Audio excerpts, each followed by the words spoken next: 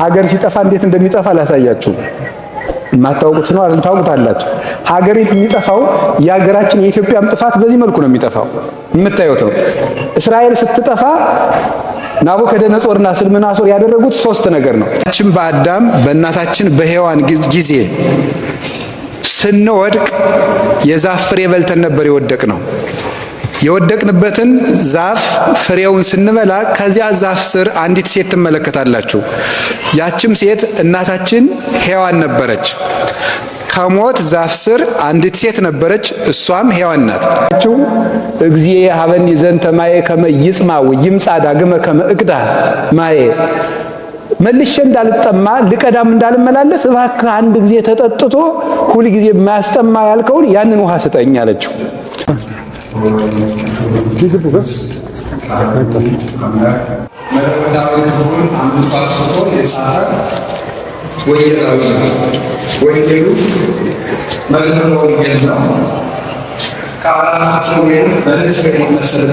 ምክንያት ንስር ከፍ ብሎ እንደሚበረው ሁሉ ዮሐንስ ወንጌላዊም የጌታችን መድኃኒታችን ኢየሱስ ክርስቶስ ቀዳማዊ ባህሪውንና አኗኗሩን በመጽሐፉ ከአራቱ ኪሩቤል በንስር የሚመሰል ነው። ይህንን ምስጢርም ያገኘበትን ምክንያት ሊቃውንት ሲያስረዱ ከጌታችን ከመድኃኒታችን ከኢየሱስ ክርስቶስ ተኛ ደግሞ እመቤታችንን ከመስቀሉ ስር የተቀበለ ሰው ነበረ። በእነዚህ በሶስቱ ምክንያት እግዚአብሔር ሰፊ ምስጢር እንዲጽፍ ፈቅዶለታል ይባላል። ከደረቱ ተጠግቶ ይቀመጥ ነበር የሚለውን ሊቃውንቱ ሲተረጉሙ ልብ እንግዲህ ያለችው ከደረት ስር ነው። በባዮሎጂም የታወቀ ነው። ከግራ ደረታችን ዝቅ ብላ ነው ልብ የምትገኘው።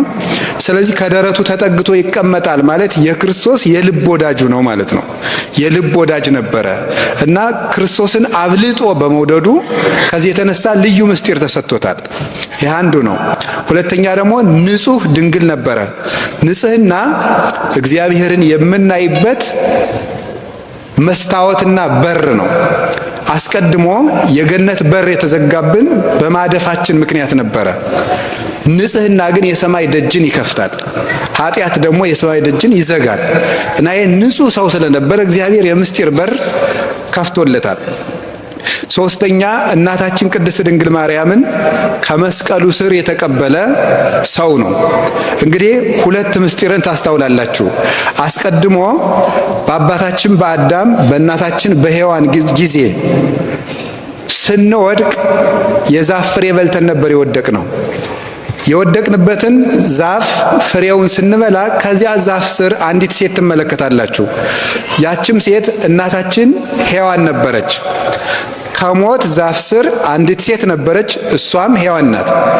አሁን ደግሞ የዳንበት አንድ ዛፍ ታያላችሁ፣ እሱም መስቀል ነው። ከዚህኛው ዛፍ ስር ደግሞ አንዲት ሴት ትታያለች። ይቺውም ማናት? ድንግል ማርያም ናት። የሞት እናት ሔዋን ነበረች፣ የሕይወት እናት ማርያም ናት። ስለዚህ ጌታችን ኢየሱስ ክርስቶስ እንደ ነጻነት ደብዳቤ አድርጎ ነው እመቤታችንን የሰጠን።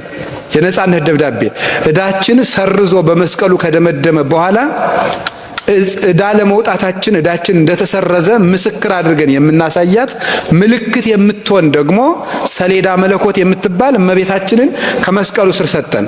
ኦ ሰሌዳ መለኮት እንተ ብኪ ተጽፈ ግዛነ ኩሉ ዓለም የሚላት ሊቁ ስለዚህ ነው።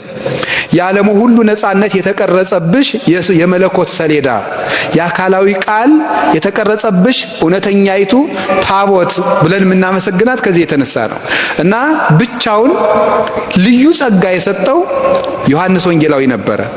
ሊቃውንት ደግሞ ምን ላይ ይናገራሉ? ጌታ ለጴጥሮስ የመንግስተ ሰማያት መክፈቻ ቁልፍ ሰጣለሁ ብሎት ነበረ። ያ የመንግስተ ሰማያት መክፈቻ ቁልፍ ክህነት ነው። እመቤታችንን ደግሞ ለዮሐንስ ሰጥቶታል። ይሄን ምን ብለው ይተረጉሙታል? ቤተ ክርስቲያንን ይላሉ። ቤተ ክርስቲያንን ዮሐንስ ወንጌላዊ በድንግል ማርያም በኩል ሲቀበላት፣ ጴጥሮስ ደግሞ በቁልፉ በኩል ድንግል ማርያምን ተቀብሏታል ይላሉ። ስለዚህ መራውቱ ለአቡነ ጴጥሮስ ትባላለች እመቤታችን። የቅዱስ ጴጥሮስ የመንግስተ ሰማያት መክፈቻ ቁልፉ ማርያም ናት። ስለዚህ ክህነትን በጴጥሮስ በኩል ሲሰጥ ድንግል ማርያምን ደግሞ ለቤተ ክርስቲያን በዮሐንስ በኩል ሰጥቶናል እና እመቤታችን መንግስተ ሰማያት የሚከፈትባት ቁልፍ ምዕራገ ጸሎት ነበረች እና ዮሐንስ የእመቤታችን ፍቅር የጸናለት ስለነበረ ልዩ ምስጢር ተሰጥቶታል። የቅዱስ ዮሐንስ ወንጌላዊ ረድኤትና በረከቱ ከሁላችን ጋር ይሁን። ይህንን ወንጌል ጽፎልናል። ከዚህ ወንጌል ምዕራፍ 4 መጽሐፍ ቅዱስ ሁሉም ድንቅና የሚወደድ ነው። እኔ ሁልጊዜ ግን ነፍሴን የምትሳብባት ምዕራፍ ነው ምዕራፍ 4። ይህንን ምዕራፍ ኢየሩሳሌም ተገኝቼ በማስተማሬ ክርስቶስን አመሰግነዋለሁ። በጣም የምወደው ምዕራፍ ነው። ምዕራፍ 4 ዮሐንስ ወንጌል ምዕራፍ 4 ክርስቶስ ለቤተ ክርስቲያን ያለውን ፍቅር የገለጠበት ነው። ይሁዳ ወምዝ ሀደጋ ለምድረ ይሁዳ ወሐለፈ እንተ ሰማርያ ይላል። ከዚህ በኋላ ወፈቀደ ይሁር ገሊላ የይሁዳን ምድር ትቶ ወደ የት ሄደ? ወደ ገሊላ ተመለሰ ይላል። ቤተልሔምን ይዞ ይሄ የይሁዳ ምድር ነው የሚባለው። ከ12ቱ ነገደ እስራኤል ለይሁዳ የደረሰው ቤተልሔም ነበረ። ያኛው ወደ ገሊላ ሄደ፣ የሚሰማው ስላጣ ነው። ወደ ገሊላ ሲሄድ በየት በኩል ነው ሄደው? በሰማርያ ነው ሄደው። ሰማርያ ከኢየሩሳሌም 30 ማይል ያህል ትርቃለች። በጣም ሩቅ ነው። ሰሜን እስራኤል ነው የምትገኘው። 30 ማይል ሩቅ ነው በጣም። እሱን ለመሄድ የሚቀርበው በዚያ በኩል ቢሄድ አልነበረም። መንገድ ሰብሮ ነው ሄደው። ያ መንገድ በጣም አድካሚ ነው። ወይም ደግሞ ከዚህ ሴኬም ከምትባለው ያዕቆብ አባታችን ከልጆቹ ጋር ከነበረባት ከሴኬም ሰሜን ምዕራብ 9 ማይል ያህል የምትርቅ ቦታ ናት እቺ ሰማርያ የምትባለው። ሰማርያ የሚባለውም ትርጉሙ የሰዓት ማማ፣ የሰዓት ተራራ ማለት ነው ፍቹ ሲፈታ። እቺ ሰማርያ የምትባለው ከተማ በብሉይ ኪዳን ጊዜ ጌታችን ኢየሱስ ክርስቶስ ከመወለዱ አስቀድሞ ዘንበሪ የሚባለው የአይሁድ ንጉስ ወይም የእስራኤል ንጉስ የሰሜን እስራኤል ንጉስ ማለት ነው። አንደኛ ነገሥት ምዕራፍ 16 ቁጥር 24 እንደምንመለከተው ሰምሪን ከሚባል ሰው በ2 መክሊት የገዛት ከተማ ነበረች። በሱ ስም ሰማርያ ተብላለች። በኋላ ስልምናሶር መጥቶ 10ሩን ነገደ እስራኤል ይሄ ኢየሩሳሌም የሁለቱ ነገድ ርስት ነበረ። የነገደ ብንያምና የነገደ ይሁዳ ማለት ነው። 10ሩ ነገድ በኢዮርብዓም ዘመን ተከፍሎ ሰሜን እስራኤል ነው የሄደው። ከዚያ በኋላ ከሰሎሞን ልጅ ከሮብዓም ጊዜ በኋላ ምንድነው የሚሆነው? እስራኤል ብለን ስንጠራ እስከሚጠት ድረስ ከባቢሎን እስከተመለሱበት ጊዜ ድረስ እስራኤል ብለን የምንጠራው ሰሜን እስራኤልን ነው። ይሄኛው ምን እየተባለ ነው የሚጠራ? ይሁዳ እየተባለ ነበር የሚጠራ። ከተመለሱ በኋላ ደግሞ አንድ ላይ እስራኤል የሚል ስምን አግኝተዋል ማለት ነው። ታውቃላችሁ እስራኤል ማለት የእግዚአብሔር ሕዝብ ማለት ነውና ሲለያዩ እስራኤል የሚለውን ስም ያጡታል። አንድ ሲሆኑ ደግሞ ያገኙታል። የእግዚአብሔር ሕዝቦች ምልክታቸው አንድ መሆን ነው። መለያየት ሲኖር የእግዚአብሔር ሕዝብ መባልን እናጣዋለን። ስም ራሱ ነው የምናጣው። እንኳንስ ሽልማቱን እንኳን በረከቱን ስሙንም ይነጥቀናል እግዚአብሔር። ታዲያ በዚያ ይሄ ስልምናሶር ምን አደረገ?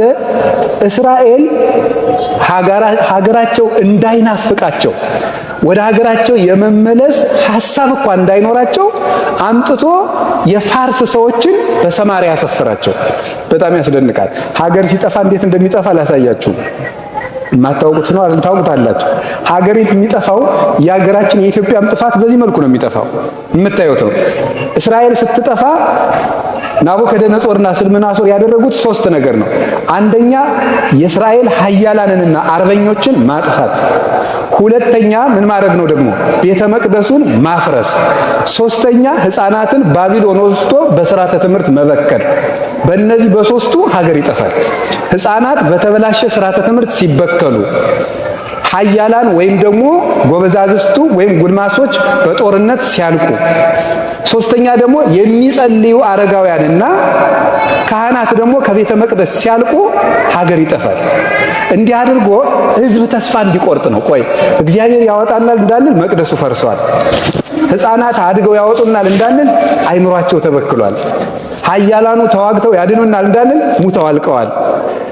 በምን እንወጣለን ብለው የመመለስ ሐሳብ እንዳይኖራቸው ደግሞ ጭራሽ ሀገራቸው እንደው መቼም ትዝ እንዳይላቸው እነሱን ወደ ባቢሎንና ወደ ፋርስ ከወሰዱ በኋላ ከፋርስ የመጡ ሰዎችን ሰማሪያ አሰፍሯቸው። እነዚያ የሰማሪያ ሰዎች እዚህ መጥተው ሲቀመጡ ሰማሪያ ተብለው ከተቀመጡ በኋላ የእስራኤልን አምላክ ማምለክ ትተው ጣዖት በማምለካቸው እግዚአብሔር ጅብና አንበሳ እያስነሳ ፈጃቸው። እና ምን ብለው ነው የላኩበት?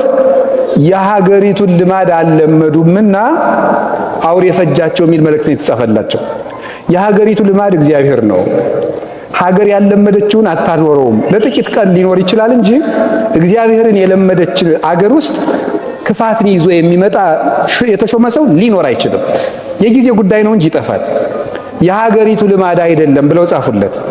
በሉ እንደ ሀገሪቱ ልማድ ኑሩ ሲላቸው በአብርሃም አምላክ፣ በይስሐቅ አምላክ፣ በያዕቆብ አምላክ እናመልካለን እያሉ በስም ወደ እግዚአብሔር ተመለሱ። ስርዓቱን ባያውቁትም ኦሪትን ባይጠብቁም ከሙሴ ሕግ ደግሞ 5ቱን ብቻ መርጠው ተቀበሉ። እነዚህ ናቸው ሳምራውያን፣ ሰማርያውያን የሚባለው።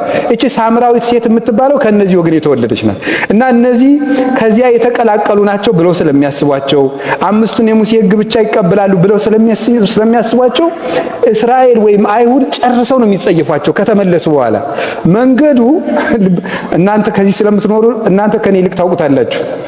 በሰማሪያ መሄድ በጣም ረጅም መንገድ ነው። አይሁድ ሳምራውያንን በመንገድ እንኳን እንዳያገኛቸው ሩቅ መንገድ፣ ዛሬ የተቀየሰው አስፋልት ራሱ በዚያ ባይቀየስ ይቀርብ ነበረ። ግን እነሱን ላለማየት ተብሎ ሩቅ ጎዳና ሄደው ነው መንገድ ያበጁት። ጌታችን መድኃኒታችን ኢየሱስ ክርስቶስ ግን ያንን መንገድ ተወና ወዴት ሄደ? ወደ ሰማሪያ ሄደ።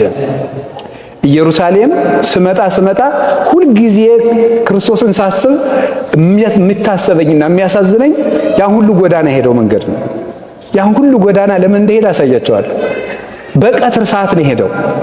በቀትር ሰዓት ወደዚያች ቦታ ሄደ፣ ወደ ሰማሪያ ሲደርስ ደቀ መዛሙርቱን ምሳ ግዙ ብሎ ወደ ከተማ ሰደዳቸው። እሱ ሄደና ከውሃ ጉድጓድ አጠገብ ተቀመጠ። 6 ሰዓት ነበረ። በ6 ሰዓት ከውሃ ጉድጓድ አጠገብ ተቀመጠ። ከውሃው ጉድጓድ አጠገብ ሲቀመጥ አንዲት ሴት ውሃ ልትቀዳ መጣች። እቺ ሴት ምንድናት? ሳምራዊት ናት። ሳምራውያን በአይሁድ እንደ እንስሳ ነው የሚቆጠሩ። ያው የአይሁድን ትዕቢት ታውቁታላችሁ አይደል? ምን ብለው ነው የሚያስቡት? የእግዚአብሔር ምርጥ ፍጥረት አይሁዳውያን ናቸው፣ ሌላው ለእስራኤል መገልገያ የተፈጠረ ነው ብለው ነው የሚያስቡት።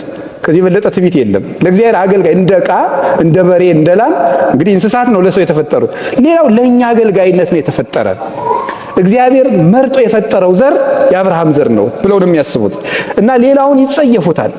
ቆሻሻን ከምንጸየፈው እጥፍ እስራኤል ሌላን ዘር ይጸየፋሉ፣ ይታወቃሉ። አሁን እኮ በክርስቲያኖች በፊት ምራቅ ይተፉ ነበር ይባላል። ምራቅ የሚተፉት አሁን ክርስቶስን በመጸየፍ ብቻ መሰላል ዘራችንን ጭምር ነው የሚጸየፉት። እግዚአብሔር ደግሞ ያንን ትዕቢታቸውን ለማስታገስ ነበር እነ ዳዊትን ከነ ኑሃሚን የልጅ ከሩት እያስወለደ ከአሕዛብ እያመጣ ከነ ረአብ ዘማ እያመጣ አባታችሁ አብርሃምስ ቢሆን አሕዛብ አልነበረምን እያለ ሊዘልፋቸው ይህንን ያደርግባቸው ነበረ። እና ይሄን መንገድ ሰብሮ ሄደ ጌታ። እዚያ ሲሄድ 6 ሰዓት ላይ ያቺ ሴት ውሃ ልትቀዳ መጣች። እንዲህ አላት፣ እባክሽን ውሃ ስጭኝ አላት።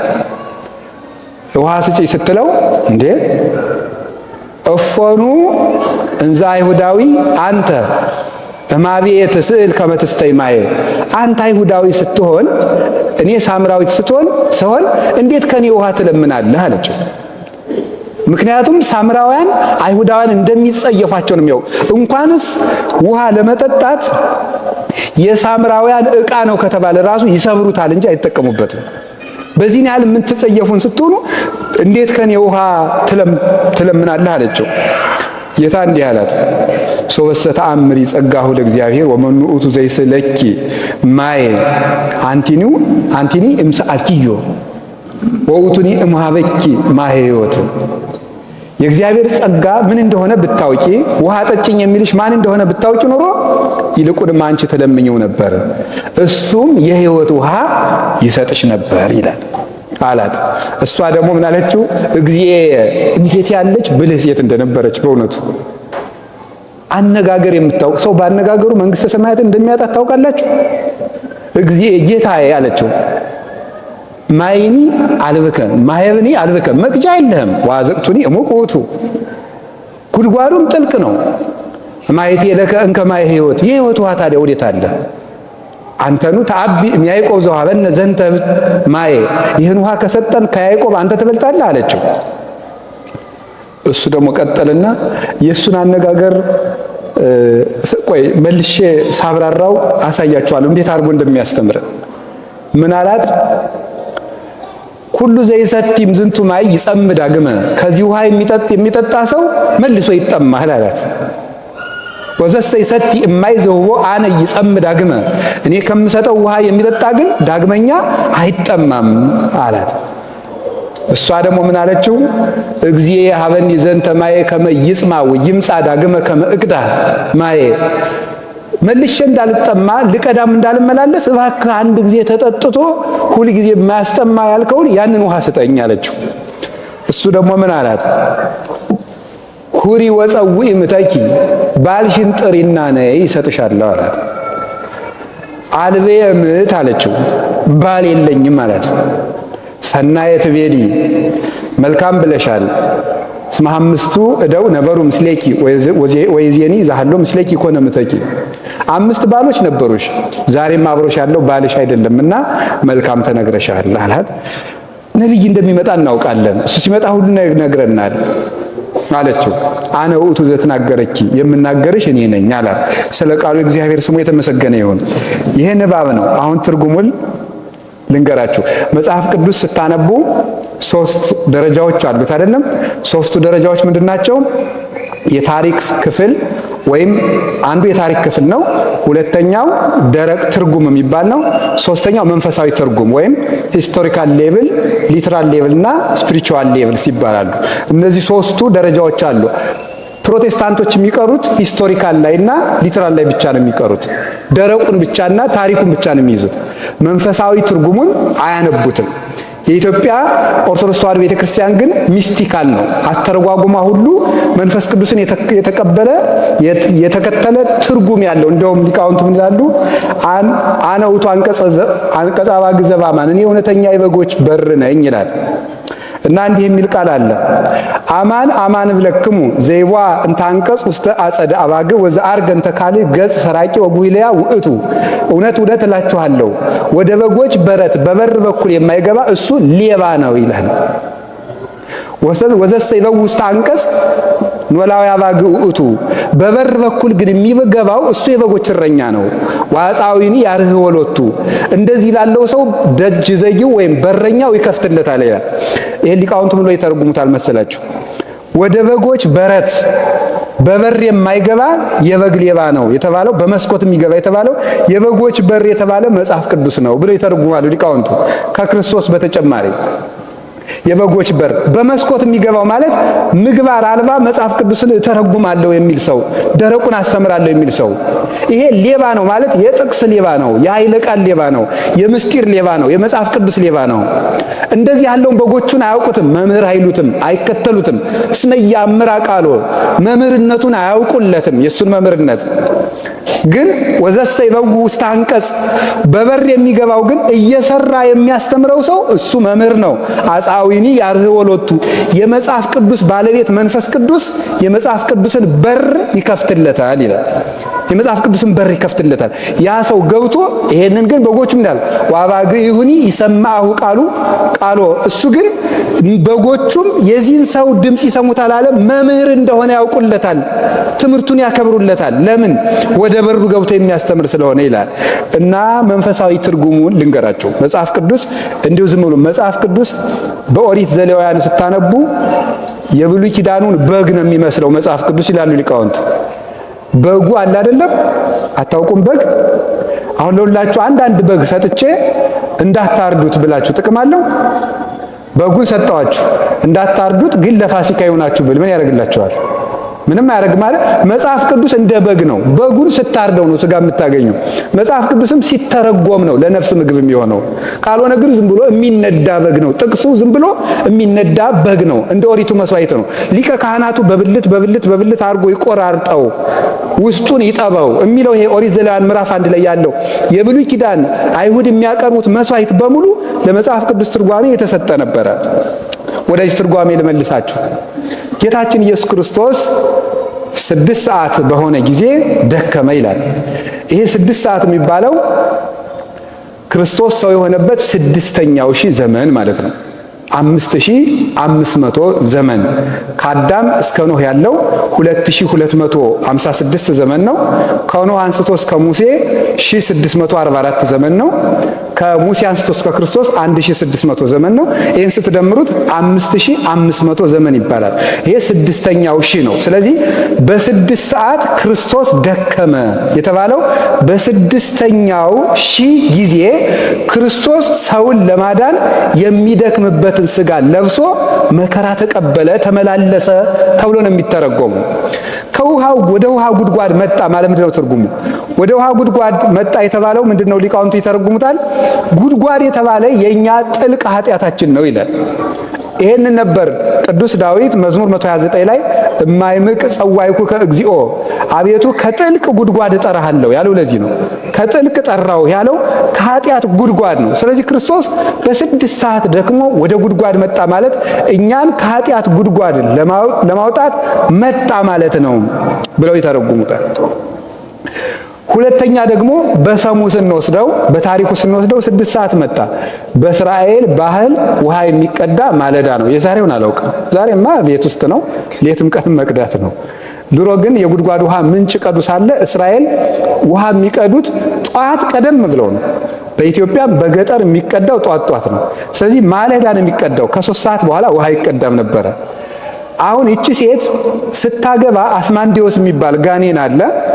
እሱ በመጽሐፈ ጦቢት ላይ እንደተቀመጠው ባል ስታገባ ከሷ ላይ ተቀምጦ ባሏን ይገልባታል። ስታገባ ይገልባታል። 5 ባሎች አገባች፣ ሞቱባት። በዚህ ምክንያት ውሃ ሲቀዱ ሴቶች ሁሉ ይች ነፍሰ በላ እያሉ ይቀጣጸቡባታል፣ ይሰድቧል። ስለዚህ ሰው በማይስቅባት ሰዓት 6 ሰዓት ውሃ ልትቀዳ ትመጣለች። የሚስቁባት ሰዎች በሌሉበት ሰዓት አፍራ ላለመሰደብ 6 ሰዓት ትመጣ ነበር። የሰውን ችግር የሚያውቅ ክርስቶስ በዚህ ሰዓት ወደ ጉድጓዱ ሄደ። ለዚያ ነበረ ለሷ ችግር ብሎ 6 ሰዓት ሄደ። ማገልገል ማለት ሰዎችን ማገልገል ማለት ፕሮቶኮል አይደለም። ወደ ሰዎች ችግር መግባት፣ የሰዎችን ችግር የራስን ያህል አድርጎ ማሰብ ነው። ካህን መምህር በዚህ መጠን ነው ለክርስቶስ ለምእመናን ማሰብ የሚገባው። የሚያሳፍረውን ሰው የሚያፍርበትን ቦታ ትቶ ከሚያፍርበት አግኝቶ ሰውን ማዳን መጠገን። ስለዚህ በ6 ሰዓት ሄደላት። እንደምታፍር ያውቃልና የማታፍርበት ሰዓት ላይ ሄደ፣ አገኛት በችግሯ ሰዓት። ሌላው ቀርቶ የራሱ ተማሪዎች እንኳን እንዲሰሙባት አልፈለገም ገመናዋን። ደቀ መዛሙርቱ እንዳይሰሙ ደግሞ እነሱን ለምሳ ላካቸው፣ ብቻዋን እንድታወራው ማለት ነው፣ እንድታወገው፣ ችግሯን እንድትነግረው። ሄዶ ደግሞ አንቺ ሴት 5 ባል አግብተሽ ነበረ፣ እንዲህ ያለ ችግር አለብሽ አላላትም። የዘንድሮ ስብከት የኃጢአት ሪፖርት እኮ ነው። አሁን ሰባኪው ሁሉ የያዘው ህዝቡ የሚሰራውን ኃጢአት እንደ ሪፖርት መልሶ ኃጢአቱን ነግሮ ቤቱን ይሰደዋል። ኃጢአቱን ህዝቡ ያውቀዋል፣ እንዴት ብሎ እንደሚወጣ ነው ያቃተው እንጂ መንገድ ማሳየት ነው። ጌታችን ኢየሱስ ክርስቶስ ኃጢአትሽ እንዲህ ነው 5 ባል ነበረሽ አላለም። ምንድን ነው ያላት? ይልቁን ውሃ ስጪኝ ነው ያላት። አንድን ሰው በኃጢአት እንዴት እኔ ሳምራዊት ስሆን ከኔ ውሃ ትለምናለህ? አንድን ሰው በኃጢአት ከወደቀበት ለመልካም አገልግሎት ትጠሩታላችሁ። እኔ አንተን ለዚህ እፈልግሃለሁ፣ አንተ ለእንደዚህ ያለ ቁም ነገር ትሆናለህ ስትሉት እኔ እረባለሁ ይላል ማለት። ይሄን ነው እቺ ሴት የመለሰችው። ስለዚህ አንድን ሰው በኃጢአቱ ከመጀመር አስፈላጊነቱን ነግሮ መጀመር ሰዎችን ከክፋት ያወጣቸዋል። ልክ እናት አባትም ሆናችሁ ልጆችን ስታሳድጉ በሱስ ቢጠመዱ ሱስህን ተው፣ አንተ ልጅ ሱሰኛ ነህ ሰካራም ነህ ከማለት አንተ እኮ ለዚህ ትሆናለህ፣ አንተ እኮ ለዚህ ቁም ነገር የምትበቃ ሰው ነህ ሲሉት ሰው ለክብሩ ስለሚጨነቅ አስፈላጊነቱ ሲነገረው ከክፋት መመለስ ይችላል። ስለዚህ ጌታችን ኢየሱስ ክርስቶስ በሚያንጻት መንገድ ውሃ ስጭኝ አላት። አንተ እንዴት ከኔ ውሃ ትለምናለህ አለች። አይ እኔ ሳምራዊት አንተ አይሁዳዊ አለችው። ተራ ክርክርን ተወና ቀስ ብሎ ወጉን ደግሞ አጥፎ ወደ ሌላ ወሰደው። ይኸው እኔ አይሁዳዊ ነኝ፣ አንተ አይሁዳዊ ነህ፣ እኔ ሳምራዊት ነኝ። ውሃ እንዴት ልሰጥ እችላለሁ ነው እንዴ? አይሁዳዊ በሆንስ እንደዚህ ዘር ማብራራት ውስጥ አልገባም። ዝም ብሎ ምንድን ነው ያለው? ውሃ የሚለምንሽ ማን እንደሆነ አላወቅሽም ነው። ከሰዎች ጋር የማይረባ ክርክር ውስጥ መግባት ትክክል አይደለም። ክርክር ያጋንንትና የኃጥአን ምልክታቸው ነው፣ መገለጫቸው ነው። ስለዚህ ስለ ዘሯ አልተከራከራትም። አንቺ ሳምራዊት ነሽ፣ እኔ አይሁዳዊ ነኝ፣ አዎ እውነትሽን ነው፣ ሳምራዊ ማለት እንደዚህ ነው ብሎ ከዘር እንድትወጣ ነው ያደረጋት። ወጣና ወደ ሕይወት ውሃ እንድትሻገር ነው የፈለገ። እሱን ታዩ፣ ይሄኛውን ዘር ተይና ከኔ የምትወለጅበትን መንፈሳዊ ልደት ልንገርሽ፣ እሱን ሳምራዊነትሽን ታዩ፣ የኔን አይሁዳዊነትን ተዩ ነበር ያለ። ዘመዶቼ እውነት ያዛመደን ክርስቶስ ነው። ይሄን በየወጡ የምንቋጠረውን ነገር ካልተውን በእግዚአብሔር መንግስት እድል ፈንታ ጽዋ ተርታ የለንም። አሁን እንደዚህ ነኝ፣ የኛ ዘር እንደዚህ ነው፣ የኛ ዘር እንደዚህ ነው የሚል ሰው እውነቴን ነው የምነግራችሁ፣ እግዚአብሔርን የሰቀለ ሰው ማለት ይሄ ነው። እግዚአብሔርን የሚሰቅለው ሰው ዘረኛ ሰው ነው። ዘረኛ ሰው የክርስቶስ ባላንጋራው ነው። ክርስቶስ የቤተ ክርስቲያን ምንድን ነው? ራስ በሉ እስኪ ሲበሉ በሉ እንጂ ምን አላችሁኝ? አቤት ራስ ነው አይደል እንዴ? ራስ ምንድን ነው? ክርስቶስ ራስ የሚለው ለምን ይመስላችኋል? ሰብሳቢ ማለት ምን ማለት ነው? ሰብሳቢ ነው። እጅን እግርን እንደም ሁሉ ሰብስቦ የሚይዘው ማን ነው? አቤት ራስ ነው። ራስ ነው። ለምሳሌ እጅን እግርን ይሄን ሁሉ የሚያስተዳድረው ማን ነው? ኮማንድ ሴንተር የሚባለው ማን ነው? አይምሮ ነው አይደለም እንዴ? ለእጅ እዚህ ላይ ሜሴጅ ትራንስሚተር ሴልስ አሉ። እነዚህ ናቸው የሚያስተላልፉት። ዋናው ግን አይምሮ ነው። እዚህ ላይ አንዱ ሰው በመርፌ ብትወጉት እዚህ ላይ ያሉ ሴሎች ወደ አይምሮ ነው መልእክት የሚያስተላልፉ። ህመም የሚሰማን አይምሮ እዚህ ግዛቴ ላይ ችግር አለ ብሎ ሲያውቅ ነው። የዚያ ሪያክሽን ነው ህመም የሚባለው። ስለዚህ ሰው ምንድነው ከተባለ የሰው አስተዳዳሪው አይምሮው ነው። አይምሮ ነው፣ ራስ ነው። ክርስቶስ ራስ ነው ማለት ሰብሳቢያችን ነው። አንድ ሰው ዘረኛ ሲሆን ግን ከክርስቶስ ራስነት ነው የሚወጣው። ዘረኛ ሆነ ማለት ይህች ጣት ተቆርጣ ወደቀች ማለት፣ ከወደቀች በራስ መግቦት ይቀርባታል፣ የተጣራ ደም ይቀርባታል፣ የተጣራ ኦክሲጅን ይቀርባታል። ከዚያ በኋላ ትወድቃለች፣ ትበሰብሳለች። ንጹህ ልክ ቅዱስ አግናጢዮስ እንደሚናገረው ክርስቶስ ራስ ነው፣ ቤተክርስቲያን አካል ናት ይልና አካል ጤና እንዲኖር ኦክሲጅን እና ደም ያስፈልገዋል ይላል። ደም ቁርባን ነው፣ ኦክሲጅን ደግሞ ስርዓተ ቤተክርስቲያንና ጸሎት ነው ብሎ ይናገራል። አንድ አካል ግን ከዚህ ከተቆረጠ ደምና ኦክሲጅን አያገኝም። አንድ ሰው ከክርስቶስ አንድነት ከተለየ ቁርባንም ጸሎትም መግቦተ መንፈስ ቅዱስንም አያገኝም። ተቆርጦ የተጣለ ምንድነው? ዛፍ ነው። ንበሩ በየ ወአነ ብክሙ፣ እናንተ በእኔ ኑሩ እኔም በእናንተ። ዮሐንስ ወንጌል ምዕራፍ 15 ላይ ሲናገር እኔ የወይን ግንድ ነኝ እናንተ ቅርንጫፍ ናችሁ፣ እንዲሁ ቅርንጫፍ በግንዱ እንዲኖር እናንተ በግንዱ ኑሩ። ስለዚህ ይችን ሴት ያወጣት ከምን እንደሆነ ታውቃላችሁ? ከዚህ ዘሯ አወጣት፣ እኛንም ያወጣል።